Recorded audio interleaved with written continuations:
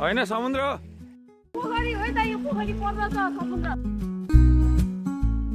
कति रमाइलो हो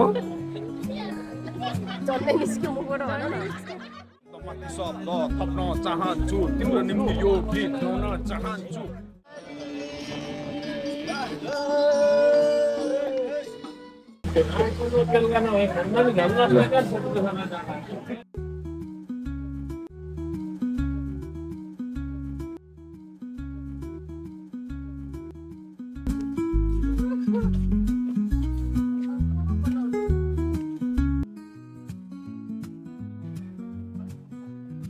फोनै उठाएन प्रताप भाइले यहाँबाट केबल कार चढेर माथि जाने हो तर बादलभित्र पो हराइने लगाएर मान्छे कति धेरै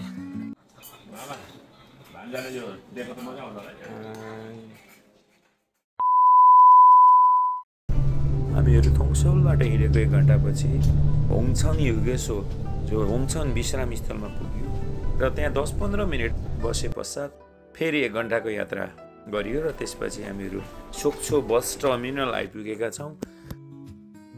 प्रताप भाइ वेलकम टु सोक्छो सोक्छो सोक्छो रदिलो सोक्से हे सोक्से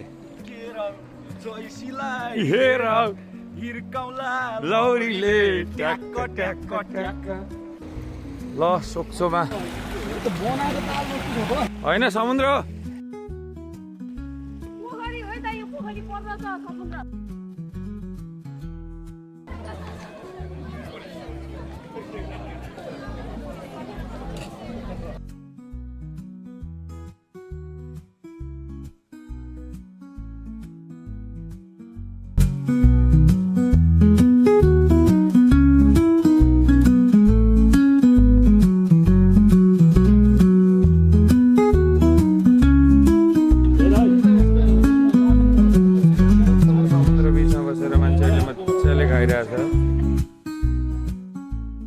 कति रमाइलो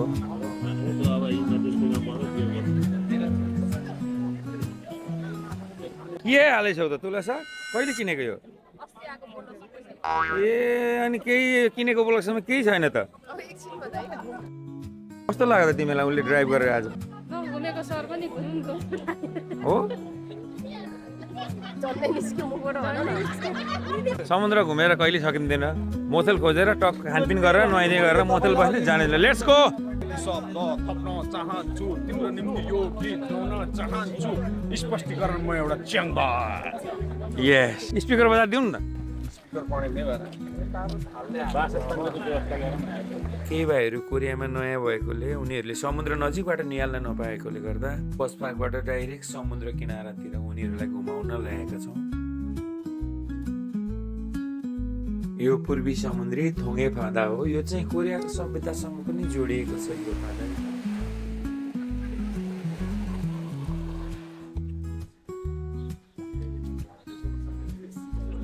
जुडुके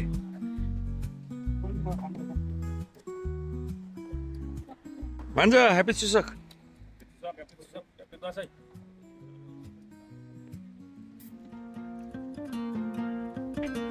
बहिनीहरू ह्यापी दसैँ।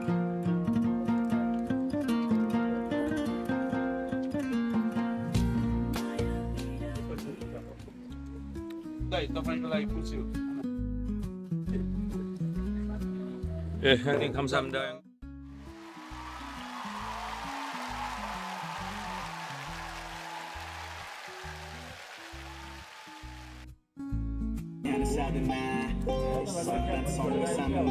सुरेश भन्छ यो यसरी जति हल्ला पनि अनुहार यसले फेरि झिकझाक गर्दैन क्या कसैको अनुहार हल्लिँदैन क्या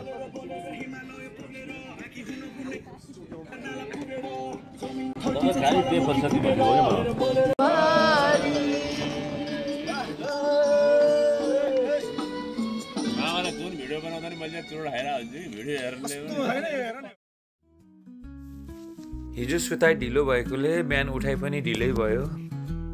बिहानको खानपिन सकेर हामीहरू 12 बजेको बसमा सराकसामको यात्रा तय गऱ्यौँ र त्यहाँ सोक्सो सिटी बस टर्मिनल छेउमा रहेको लोकल बस स्टेसनबाट प्रत्येक 1-1 घन्टामा बस छुट्ने रहेछ। 7-1 नम्बरको बस त्यहाँबाट सराक्सानको फेरि सराक्सान नेसनल पार्क, सराक्सान खोङन भन्छ, सोखोङन सानो पार्क भन्दो रहेछ त्यसलाई, त्यहाँसम्म प्रत्येक 1-1 घन्टामा बस लागिरहने भएकोले जे होस् आवत जातको सुविधा सहज लाग्यो। यो बिदाको सिजन भएर होला एकदम जाम हुने भएकोले हामी 1 किलोमिटर तल ओर्लेर हिँडेर जाने निदो गरियो, किनकि बसमा जानु र हिँडेर जानु उत्तिकै टाइम लाग्ने भएर।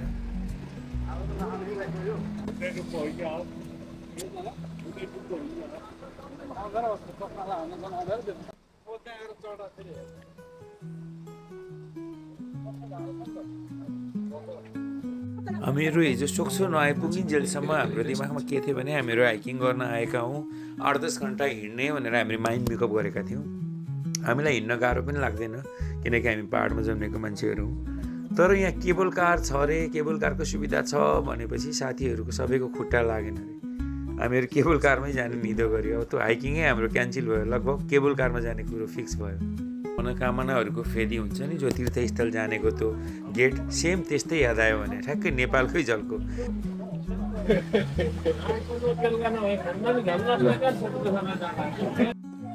ठ्याक्कै 2 बजिसक्यो। हाम्रो प्रताप भाइलाई चाहिँ अझै केबल कारमा जाने कुरा थाहा रहन्छ, हाइकिङै जाने हो भन्ने महसुस भएको भएर ऊ चाहिँ नजाने भनेर भन्दैछ अरे। फोनै उठाएन प्रताप भाइले। यहाँबाट केबल कार चढेर माथि जाने हो, तर बादलभित्र पो हराइने लगाएर मान्छे कति धेरै। साथी सराक्सान आज जानु सकेला नसकेला तै पनि यो भिडियो चाहिँ लिइराख्नु पऱ्यो। ए हामी गइँदैछ ल, सराक्सान कहाँ गइँदैछ अरे?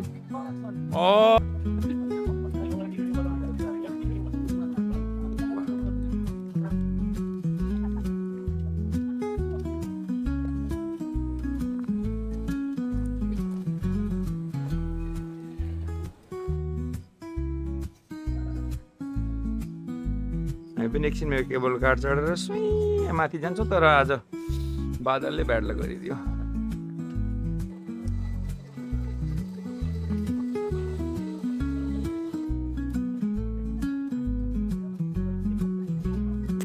केबल कार पनि कति ठुलो, 50-60 जना अट्छ अरे। हेर्नुहोस् झ्याल खुल्ला गरेर पुरै बाहिर सरर हावा खाँदै हेर्दै आउनलाई कति मजा। एक्साइटेड छौँ हामीहरू पनि यसरी जानलाई। अहिले चट्ट भिडियो खिच्दै फोटोहरू खिच्दै हामीहरू जाँदैछौँ। तर आजको मौसम खुल्ला भएर घाम लाग्दिएको भए कति रमाइलो हुन्थ्यो होला नि। पानी पर्लाई जस्तो भइसकेको छ। अब डाँडामा त कुहिरोले ढाकेको छ, खै के हेर्ने हो, के देखिन्छ त्यहाँबाट।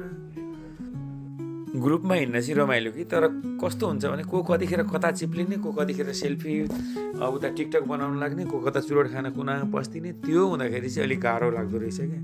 साथीहरू खोज्न 10 मिनट लाग्यो होला हो, फोन पनि उठाइदिँदैन भने फेरि।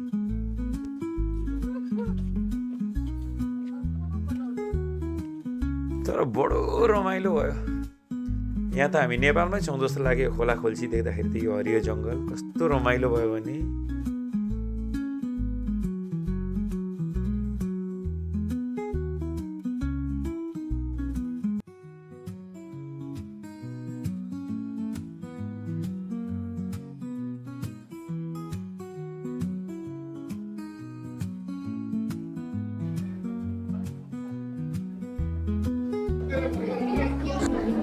ल फाइनल्ली हाम्रो प्रतीक्षाको घडी पनि सकियो। हामी पनि अब केबल कार चढेर रमाइलो दृश्य हेर्दै जाने भइयो।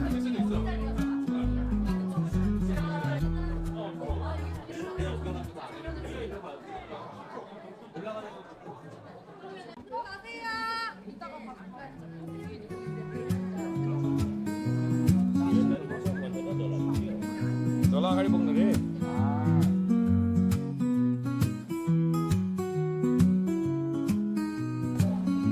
झरी परेर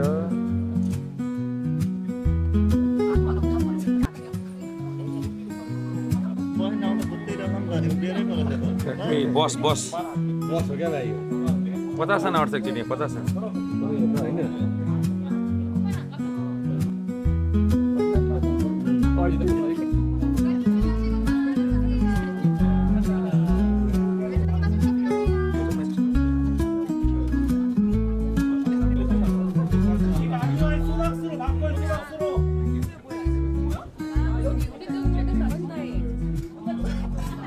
झरी पऱ्यो सो ब्याड ल भिडियो आएन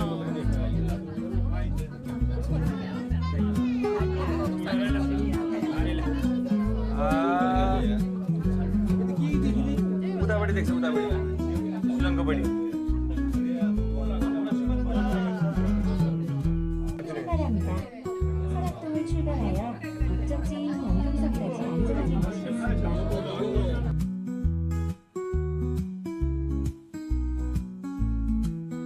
कस्तो ब्याड लक हामी चढ्नु पनि झरी सुरु हुनु पनि झ्यालडोका ड्यामडुम लगाएपछि त झन् बाफिएर केही पो नदेखिने रहेछ हेत्तेरिका हो साह्रै बोर भइहाल्यो नि हेर्नु पुरै झरी परेर केही देखिन है साथी म त क्यामेरा बन्द गर्छु ल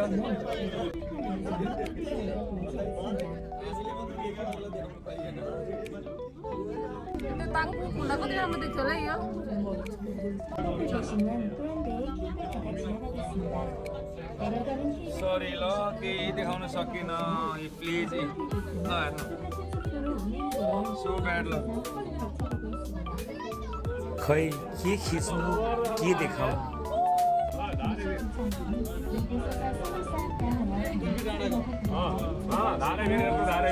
ओके भन्छ धारै बेसी देखियो यहाँबाट ल म हिँडेर बाटो कहाँबाट जानेछ हिँडेर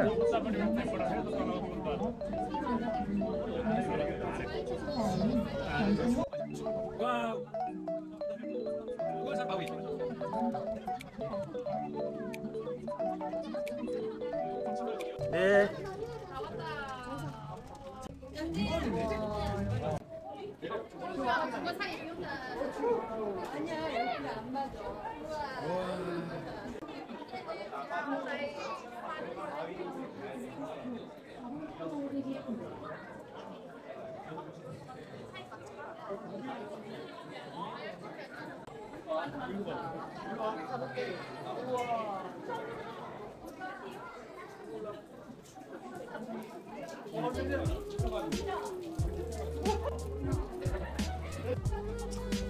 ए झरी छैन नि केही देख्न पाइएन ल हेर्नु त यस्तो झरीमा लगाइज हेर्नु त कति झरी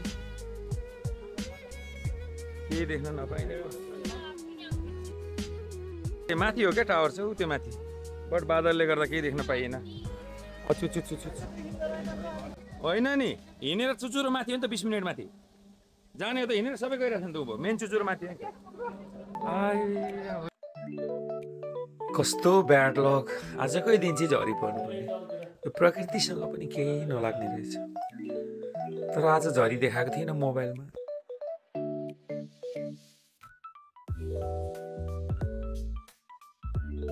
झरीले गर्दा हाम्रो यात्रा पनि क्यान्सल भयो र त्यही भएर सबैजना हँसिलो मुख लाएर बसिरहेको छ ल हेर्नु हाम्रो तुलसा बहिनी त झन् एक कोरेर उता हेरेको हेरे भिडियो पनि नखिच्ने फोटो पनि नखिच्ने केही नगर्ने रे आजलाई ऊ एकदम हरेस खाइसक्यो ल हेर्नु त उता फर्केको हेर्नुहोस् यो सबै बनावटी हाँसो हो यहाँ सुरेश भान्जा हाँसिरहनु भएको छ तर भित्री मन त यहाँ सबै रोएको छ नि वास्तवमा के गर्नु एकछिन भए पनि हाँसे जस्तो त गर्नु पर्यो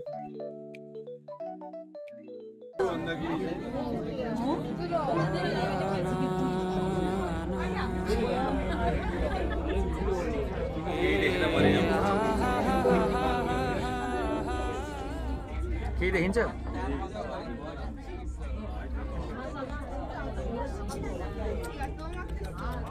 सबै अनुहार न्याउरो लाएर फर्किनु पर्यो के आजको दिन सबैजना भाइ बहिनीहरू अँध्याहरू मुख लाएर फर्किँदैछन् अब यो पनि हाम्रो एउटा ब्याड लक त नहोस् अब जे चिजलाई पनि खुसी हुने मान्छे अब पाहाड बन्द भइगयो फेरि मिलेंगे हम के गर्ने हामी त फर्केर आइयो झरी परेर हेर्नुहोस् अघि जाँदा कति एक्साइटेड थियौँ हामी तर के गर्ने केबल कार चढियो बादलभित्र बसियो जुन चुचुरो पनि जान सकेन संरक्षणको यस्तो झरी परेको छ अब खै गाडी पाउने हो कि नपाउने हो जोक छ अब नेक्स्ट इयर ल हेर्नु न स्याहार मोडमा अहिले पो स्टिक थियो खिच्नु अब त स्टिक छैन स्टिक झिको क्या हो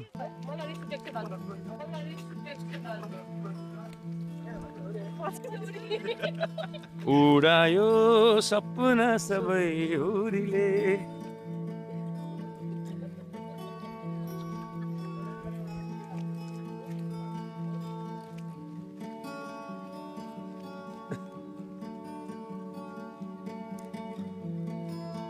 उडायो सपना सबै हुरीले ल हेर्नु न केबल कार यस्तो माथि चुचुरमा पुगेर आइयो अब खै साह्रै ब्याड लक भयो आज रुनु मात्रै सकेको छैन म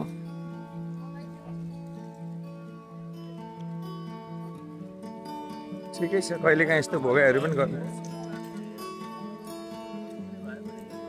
झरी नपरे पनि बादल मात्रै भए पनि टुप्पा त पुगिन्थ्यो नि दृश्यहरू कैद नगरे पनि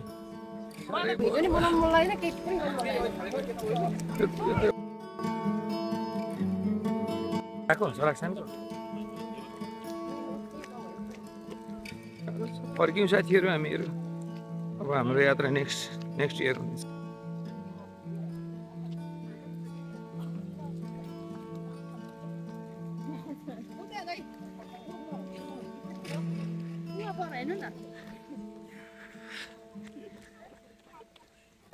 जिन्दगीमा यस्तो पनि हुँदो रहेछ के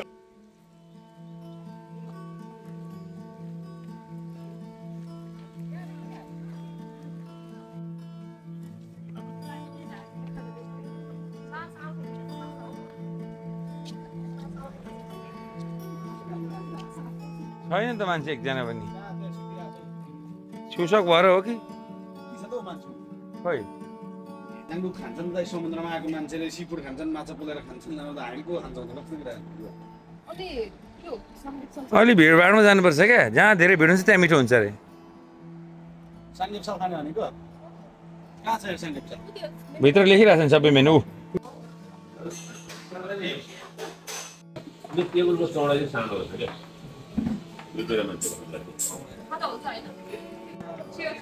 यो चिज हो क्या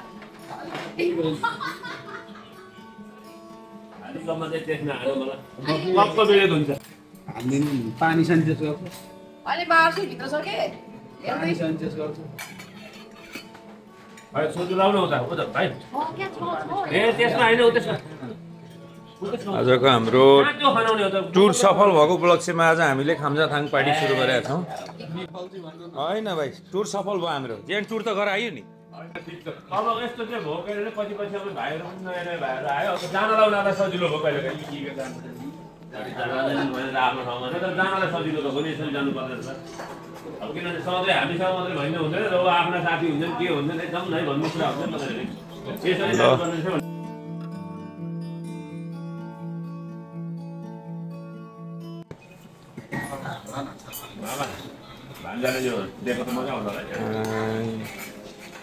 साथी आफू त खाइँदैन क्या उहिले मामा र म फेरि धेरै कचेर गर्थ्यौँ कि त्यही भएर मामा भन्छ होला दाजु एउटा प्लेट गर्दैन त्यता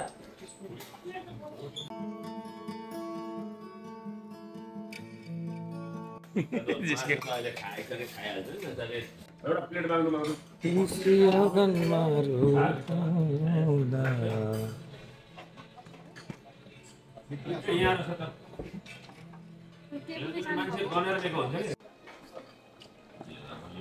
ह्याप्पी छु सकै सबैलाई भाँडा राख्दाखेरि मान्छे नै अलिकति लडिला